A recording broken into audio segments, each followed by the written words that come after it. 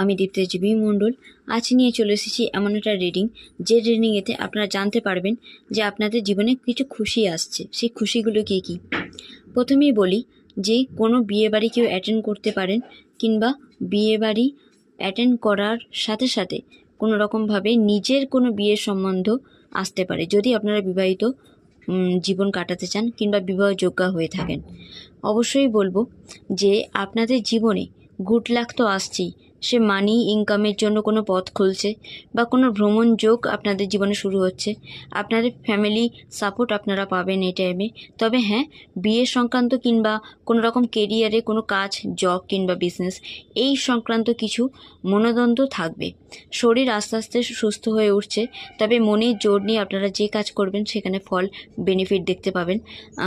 আর একটা কথা অবশ্যই বলবো, কোর্ট ম্যারেজ হওয়ার চান্স একটু আছে, তেমনি অ্যারেঞ্জ ম্যারেজেও চান্স